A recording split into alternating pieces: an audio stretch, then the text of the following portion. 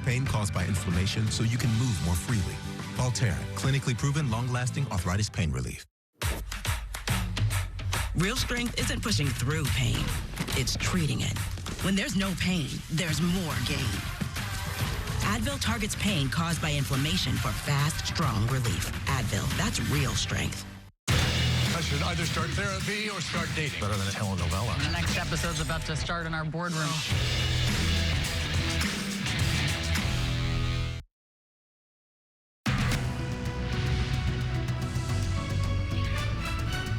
Now at 1, Ukrainian President Volodymyr Zelensky meets President Trump at the White House, advancing the ongoing efforts to end the Russia-Ukraine war. Good afternoon. This is the KTLA 5 News at 1. I'm Glenn Walker. And I'm Crean Winter in for Lou Parker. The pair struck a very different tone from their contentious meeting in February, which resulted in a shouting match in the Oval Office. KTLA 5's Lauren Lister is following today's developments in our newsroom. Lauren? Glenn and Karine, President Trump meeting now with European leaders, including from France, the UK, and Germany, alongside the Ukrainian president. President Trump says he plans to then call Russian President Vladimir Putin after the talks, with the hope of next setting up a meeting between Russia, the U.S., and Ukraine. President Trump welcoming Ukrainian President Volodymyr Zelensky at the White House for a high-stakes meeting that could determine the future of Ukraine 3.5 years into the war with Russia. I know the president, I know myself, and I believe Vladimir Putin wants to see it end. We need to stop this war, to stop Russia, and we need support American and European partners. We will do our best for this. Zelensky joined by over a half dozen European leaders, allies discussing crucial building blocks of a deal. President Putin agreed that Russia would accept security guarantees for Ukraine, and this is one of the key points that we need to consider, and we're going to be considering that at the table also, like who will do what. One after another ally quickly hopping on planes to get to Washington, D.C. for the key talks. All the most important ones, some breaking their holidays at short notice to do so, shows how high the stakes are for them. U.S. Secretary of State Marco Rubio on Meet the Press Sunday saying the ideal is not just a ceasefire, but a full peace deal. This war doesn't get better. It gets worse as time goes on. It gets worse. It actually threatens to spill over into other areas. So it needs to be stopped. That's why the president's made it a priority. The developments follow President Trump's meeting in Alaska last week with Russian President Vladimir Putin. And earlier in the year, a February Oval Office meeting between President Trump and Zelensky that grew contentious, allies wanting to avoid a repeat. People are dying. You're running low on soldiers. Listen, you're running low on soldiers. And so far, a scene like that has definitely been avoided. President Trump saying the leaders also need to discuss the possible exchange of territory between Ukraine and Russia. That is said to be a major sticking point for Ukraine. Also saying all of the allies would prefer an immediate ceasefire to stop the killing while they work on a lasting peace, saying as of this moment, that is not happening. That's the latest live in the newsroom. Glenn, Karine, back to you. All right, Lauren Lister, thank you. The debate over redistricting comes to California today as state Democrats propose new laws to redraw our congressional maps. And it's in response to a plan in Texas. It's pushed by President Trump to gain 5 Republican seats in the Lone Star State. KTLA's Samantha Cortese is live in our news center with more. Hi, Sam. Hi, Karine and Glenn. In Texas today, Democrats ended a 2-week walkout, returning to the State House in Austin. A vote allowed Republicans to push forward with a congressional map that could add as many as 5 GOP-leaning seats. With Texas Republicans moving ahead today, pressure is now on voters here to decide whether California should fight back in kind. Today, the California legislature is introducing a constitutional amendment that includes new district maps tilted toward Democrats. We're not going to sit on the sidelines, and we're going to play offense. California has the largest congressional delegation in the country, and with that responsibility comes the willingness and the engagement to do more and to meet this moment to stop Republicans from stealing power from the American people. Unlike in Texas, California voters must approve of this attempt to give legislators power to redraw congressional districts. Introduced today, proposals to redraw the maps and change the state constitution to override California's Independent Redistricting Commission for 3 elections. This would be voted on in a special election on November 4th. If voters say yes, Democrats could pick up 5 House seats from California. Governor Newsom says maybe even more. Fire with fire. I mean, we're just making no bones about it. We'll pick up 5 seats, likely pick up 5 seats with the right candidates to neutralize what's happened in Texas. And there is a likelihood on the basis of some of the new maps that some of the more competitive districts, there's a number of them, probably minimum of 4 that are quote unquote toss-up seats. There'll be some changes there as well. So we talk about punching a little bit above our weight. Polls show strong support for keeping California's independent system.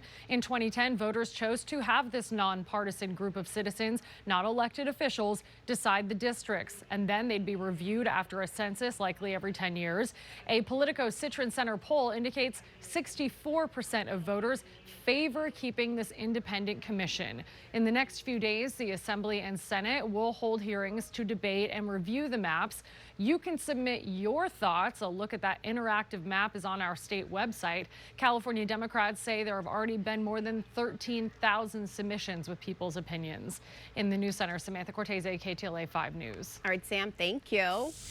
Also today, resistance is growing to the expanding takeover of the District of Columbia by President Trump. Now, 3 more Republican-led states say that they plan to send their own National Guard troops to be deployed on the streets of Washington, D.C. KTLA 5's Trevor Shirley reporting now from our nation's capital. Over the past several days, protests have been happening around Washington, D.C. as federal law enforcement agents step up their visibility. Over the weekend, protesters marched around Washington, pushing back against what they say are increasingly aggressive tactics by the Trump administration to gain control over the nation's capital. But aside from that, we need to have our independence, and this is not that. So we are here to stand up for our rights. Patrols of federal agents became more visible over the weekend, with arrests continuing, often by masked federal officers showing little to no identification. What's happening here in Washington, D.C. is just a stunt. Donald Trump didn't like the fact that the walls were closing in on him, that his own base was questioning why he wouldn't release the Epstein files. Attorney General Pam Bondi says over the weekend, 137 arrests were made, with 21 illegal firearms recovered. Now 3 Republican-led states, Ohio, West Virginia, and South Carolina, plan to send additional National Guard troops to Washington. We'll see what happens when Donald Trump treats the issue of crime, more as a distraction rather than as an issue that legitimately needs to be addressed. Earlier this month, President Trump announced the federal government would assume control of the D.C. Metro Police Department, something he is legally allowed to do. I'll remind people, Washington, D.C. is a federal city. It's been created by the federal government. The president is totally within his jurisdiction to make this city the safest it needs to be. Data from D.C. police and the FBI show violent crime is down 26% in D.C. since last year, although issues like youth violence and carjackings remain stubborn problems. Our citizens do not deserve to have these horrific crimes taking place on the streets of the greatest city in America. But some D.C. residents say the federal patrols are happening in popular, high-visibility areas where crime is less of a problem, and neighborhoods that do see persistent violence are getting less federal attention. This looks like the heavy hand of the federal government stomping on the individual freedoms and rights of Americans, and we should be troubled by it. The D.C. Attorney General is suing the Trump administration over its takeover of the local Metro D.C. Police Department. President Trump can do that, but only for 30 days. After that, Congress has to authorize that authority to continue. Reporting in Washington, I'm Trevor Shirley, KTLA 5 News. ICE agents in Washington, D.C. are facing criticism after they were recorded destroying a pro-immigration banner and reportedly leaving a sex toy in its place. We're taking America back, baby. Esto es para America. It happened last week in the Mount Pleasant neighborhood. The 8-person ICE team was patrolling the primarily Latino neighborhood when the incident occurred. ICE originally released the video but blurred out the sex toy. A local journalist captured a picture of the toy and then posted it to social media. Homeland Security has not commented on the controversy surrounding this video. Police in Dubai say they captured a trio of jewel thieves just hours after they stole an incredibly rare pink diamond. I came to meet a client to sell a diamond to them. They looked at the stone, and now they say the stone is not with them anymore.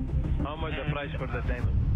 $25 million. Oh my God. Police say gang members lured a diamond trader from Europe to a Dubai villa pretending to be a wealthy client. Instead, they stole the gem for themselves. Dubai police say they were able to locate and arrest the thieves just 8 hours later using, quote, the latest artificial intelligence technologies, end quote. Police have not released the thieves' identities or countries of origin, only saying they came from an Asian nation outside of Dubai. That rock is blinding. They'll make a movie about that. Yeah. That's around the corner. Yep.